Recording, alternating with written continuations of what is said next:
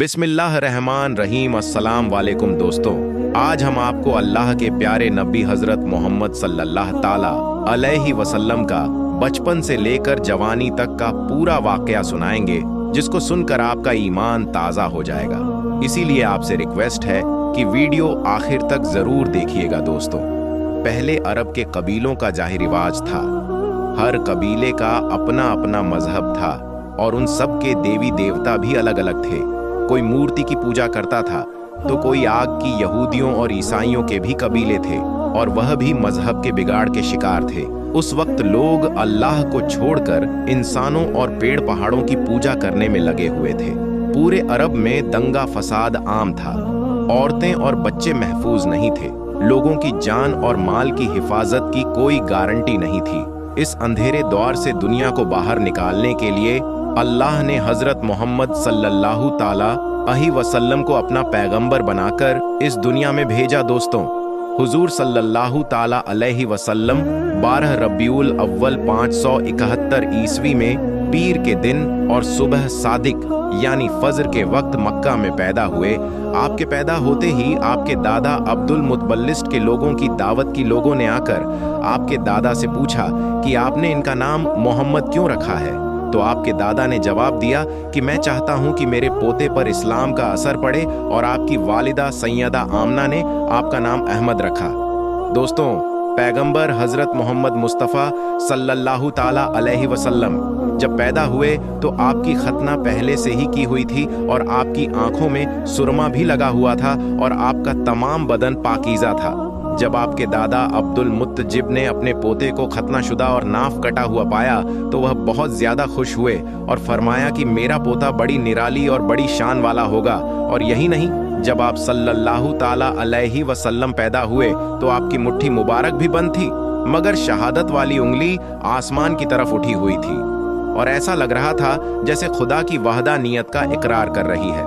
दोस्तों, जब हजरत मोहम्मद सल्लल्लाहु ताला अलैहि वसल्लम पैदा हुए तो उस वक्त अरब में यह रिवाज हुआ करता था कि शहर के बड़े लोग अपने बच्चों को दूध पिलवा के लिए और पलने बढ़ने के लिए देहातों में भेज दिया करते थे, ताकि गांव देहात की खुली हवा में रहकर उनका बच्चा खूब सेहतमंद बने। क्योंकि दोस्तों, उस जमाने में गांव देहात का मौसम शहरों के मुकाबले ज्यादा साफ सुथरा और ज्यादा अच्छा हुआ करता था। इसी वजह से गांव देहात में पले बच्चे ज्यादा सेहतमंद और मोटे ताजे हुआ करते थे।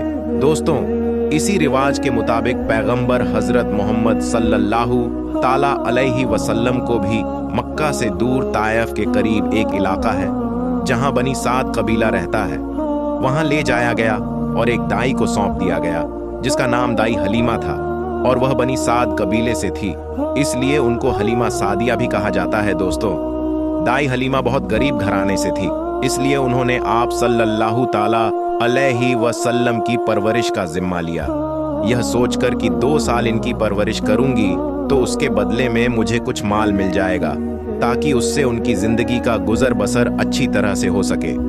दोस्तों, जैसे ही हजरत आमना ने अपने प्यारे बेटे हजरत मोहम्मद सल्लल्लाहु ताला अलैहि वसल्लम को दाई हलीमा के हवाले किया, और जूं ही दाई हलीमा ने आप सल्लल्लाहु ताला अलैहि वसल्लम को अपनी गोद में उठाया तो उसी वक्त से दाई हलीमा की जिंदगी में रहमत और बरकत होनी शुरू हो गई। दोस्तों, उस वक्त अरबों में यह रिवाज था कि बच्चे की परवरिश का जिम्मा 2 साल का हुआ करता था, और हर 6 महीने के बाद बच्चे को उसके घर वालों से मिलाना होता था।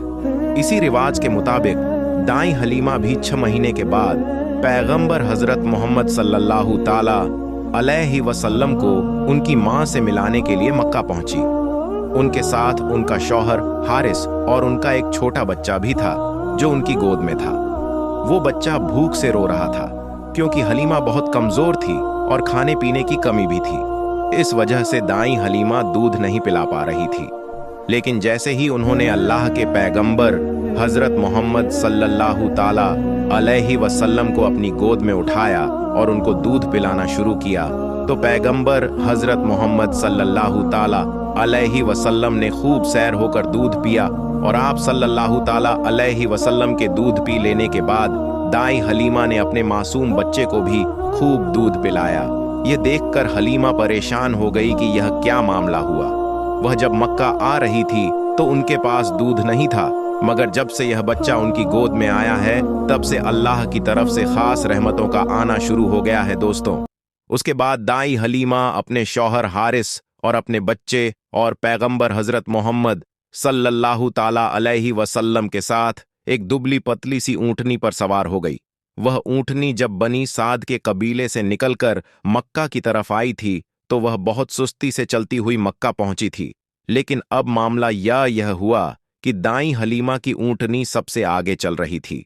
दाई हलीमा की सहेलियों ने अपनी आंखों से देखा कि दाई हलीमा की यह वही ऊँटनी थी जो मक्का में बड़ी सुस्ती से आई थी। अब उस ऊँटनी को आखिर क्या हो गया कि वह अब बड़ी रफ्तार से चल रही थी। अस्सलामुअलैकुम। वीडियो पसंद आए तो लाइक और सब्सक्राइब जरूर करें। बेल आइकन दबाना ना भूलें। जज़ाकल्लाह।